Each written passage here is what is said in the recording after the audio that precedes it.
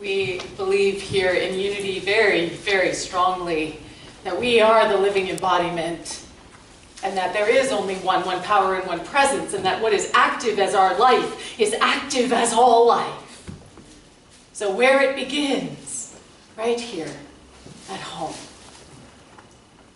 So as we step into this progressive Advent cycle, we're going to be moving from faith to peace, to love, to joy. And in Unity, what we know and believe is that it's never either or. It's always additive and inclusive. Additive and inclusive. We're saying yes, and we are including, and as we include, we up-level our consciousness. And so we've moved from faith, we're stepping into peace this week. And what is that really? What does that mean to step into peace? Because the whole point of this Advent cycle is a way for us to honor and to stand in this expansion into the Christ. And I really want to define terms here because I bet there are some people out there going, ooh, she said Christ. You'll notice there's an article in front of it, duh. The Christ. We're not talking about a person. We're not talking about an anthropomorphized deity.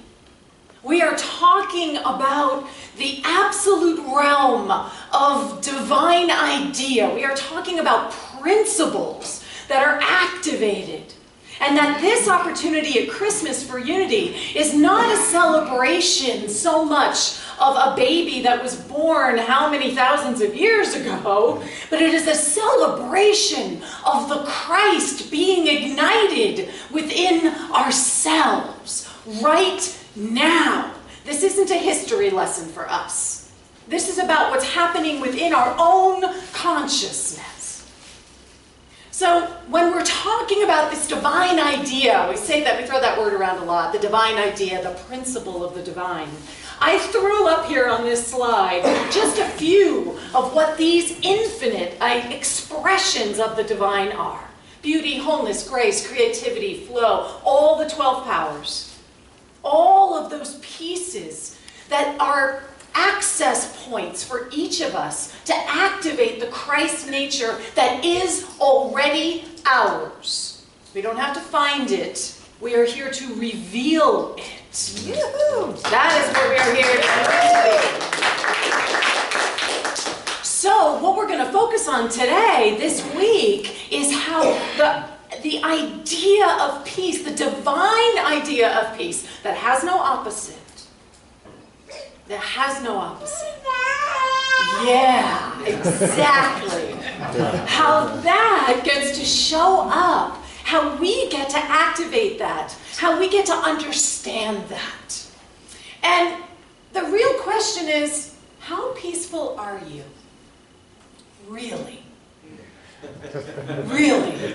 How peaceful are you? Full of peace are you?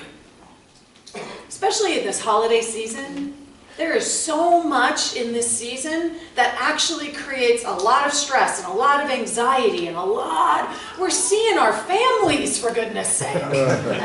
There's all these pieces that can actually ratchet up that sense of dis-ease that occurs within each of us. And then there's also, as Misa, that song, thank you so much for singing that song. As that song shows, there's just things going on in the world. Every day, every moment, there are things going on in this world. And they disrupt our awareness of the peace, which nothing can actually disrupt. I really want to be clear about that. The only thing that's disrupting that peace is our consciousness, our capacity to activate it and to hold it as our life. So, I love, whenever I think about peace, I think about the story from Mark, where Jesus has been praying and working and preaching all day long. He's had a really long day. He's spelled out almost all the parables that he's so famous for. He's done it down by the water, so he's had a lot of noise and a lot of kerfuffle going on around him. He's been basically shouting at people all day long to get them to listen to his message of love and inclusivity. And at the end of that day, he and the disciples get in the boat, and they're heading back. It's been a long day. And Jesus falls asleep. He just conks out in the front of the boat. And he's sleeping in the boat, and all of a sudden, the waters get uneasy. Anybody know this feeling in your own life?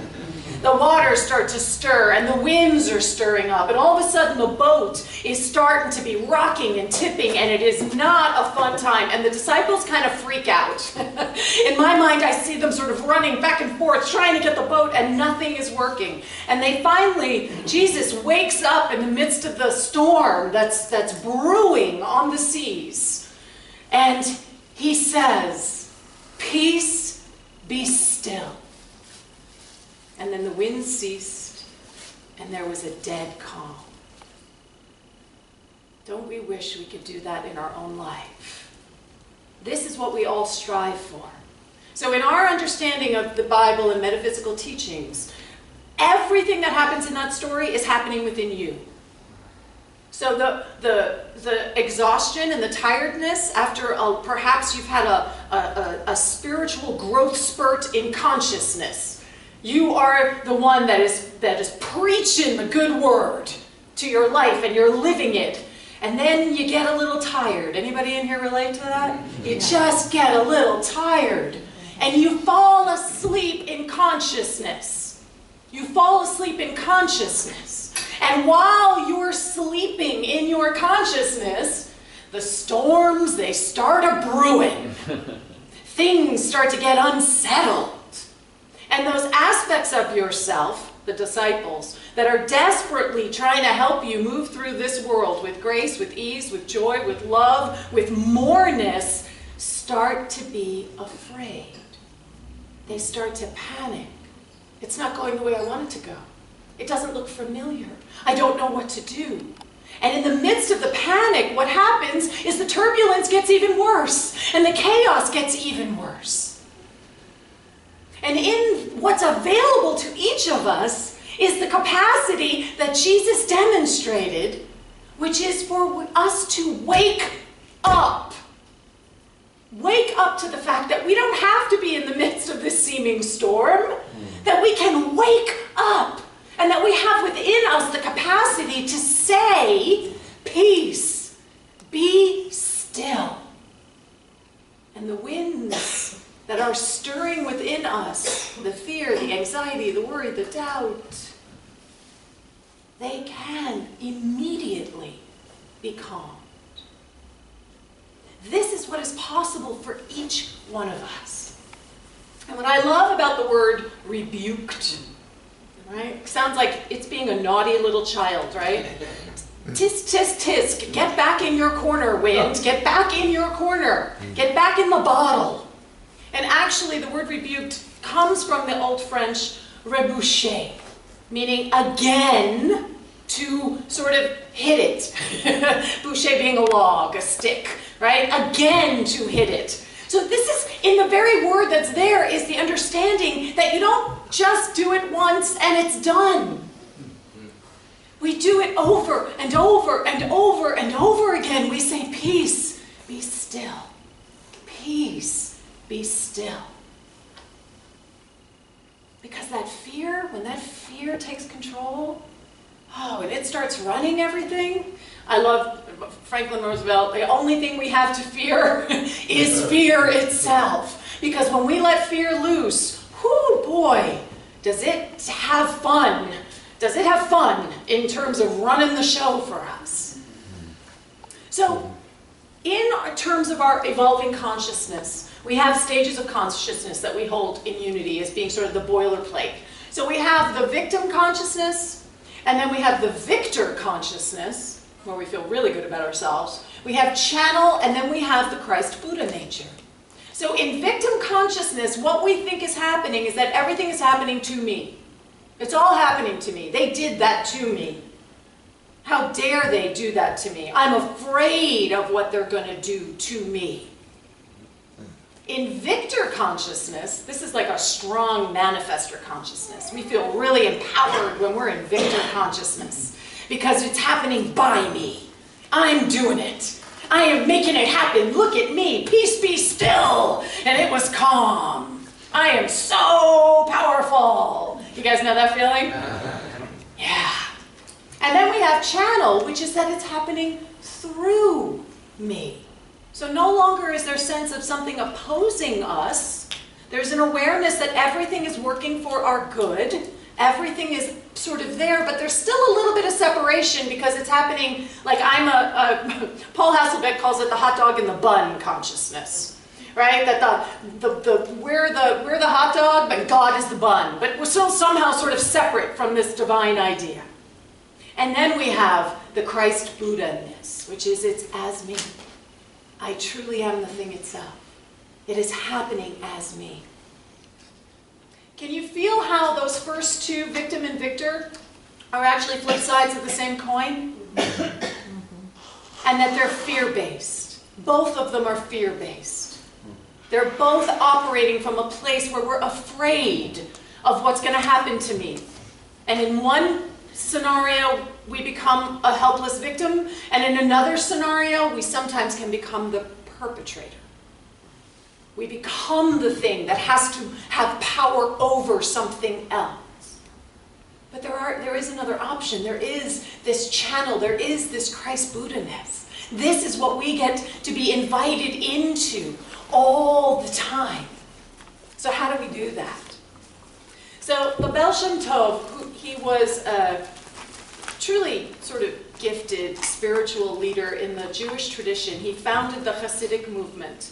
And he truly believed that prayer and connection to the divine should be joyous, and the Hasidim dance all over the place, and they sing, and they believe that it should be this ecstatic experience. And he has this story that he shares about the heavenly court, which I want to share with you now. So the Baal Shem Tov taught that in the heavenly court, there is no one who can judge you for what you have done in your life on earth. So this is what they do.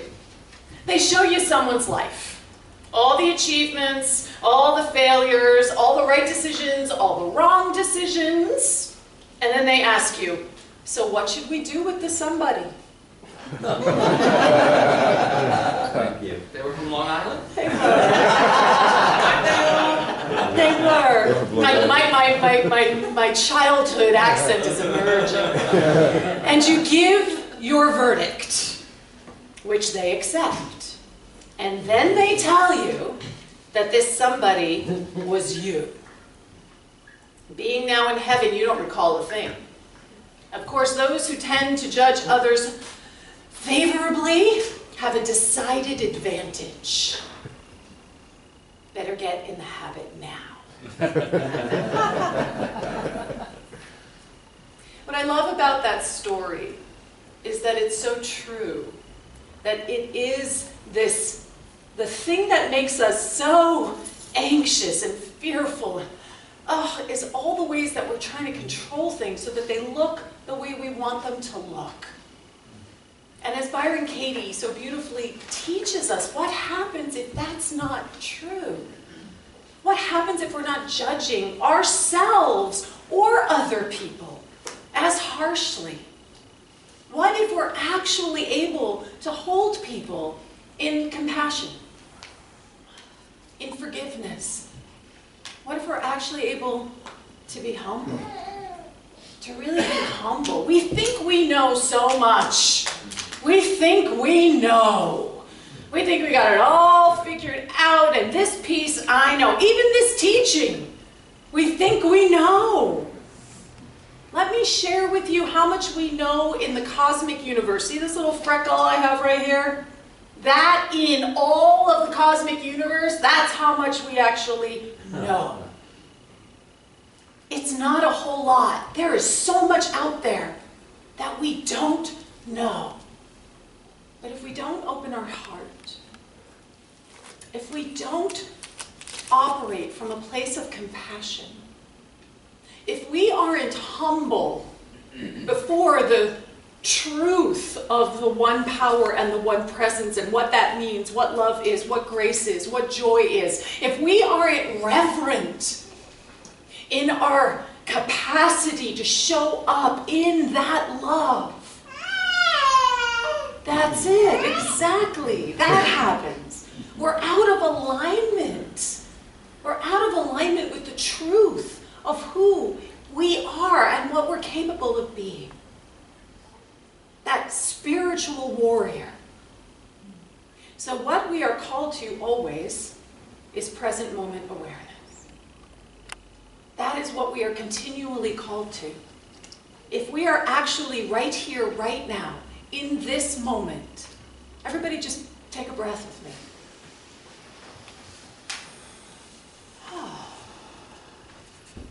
You can feel the fear fall away. You can feel the deadlines fall away. You can feel the to-do list fall away. Because truly, in any given moment, there is only one thing happening. And you get to choose what that thing is. That, we are that powerful. So what are you going to choose? Out of all that's available to you, what are you going to choose?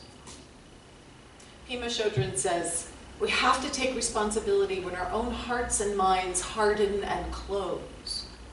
We have to be brave enough to soften what is rigid, to find the soft spot and stay with it. That's true spiritual warriorship. That's the true practice of peace. We cannot have peace if we are defending ourselves, if we are closed and shuttered, if we think that there is anything or someone against us. We are shuttering ourselves away from peace. That's all we're doing.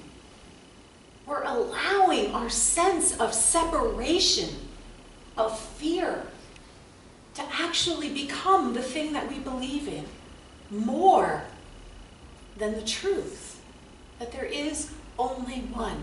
So that soft spot asks us to be vulnerable.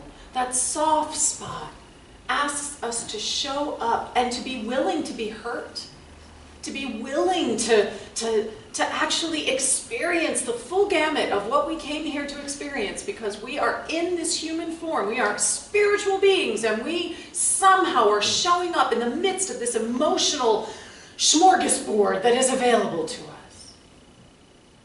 So what happens if we actually truly do open? The stillness, right here, can you feel that? That's where the peace is, within each of us. Hafiz says, once a young woman said to me, Hafiz, what is the sign of someone who knows God? I became very quiet, and I looked deep into her eyes, and I replied, my dear, they have dropped the knife. Someone who knows God has dropped the cruel knife that most so often they use upon their tender self and others. Are you willing to drop your knife? No matter how attached to it you are, no matter how powerful you think it makes you, no matter how indomitable it makes you, because as long as you're holding that knife, you, like the story about the heavenly court, you are only inflicting that pain upon yourself. And we know that there is only one. So what you choose to inflict upon yourself is showing up everywhere in the world. And the beauty of that means that as we begin to stand in this space of peace, as we know stillness, as we anchor ourselves in the truth of who we truly are, that as I put down my knife, guess what? Somewhere, someone else is putting down theirs. That's the power that we have to change this world. And it begins right here in our own home. So I'm going to offer to you this Advent season that you take advantage of the powerful, human race consciousness that is moving through Advent with us. Even if they don't actually understand it the same way that we understand it, there are billions of people around the globe right now moving through, cycling through this practice of seeking to reveal the Christ more fully. So for this week, as we build upon faith, what happens if you actually put the knife down? What happens if you allow the soft spot to shine through? What happens if you're vulnerable?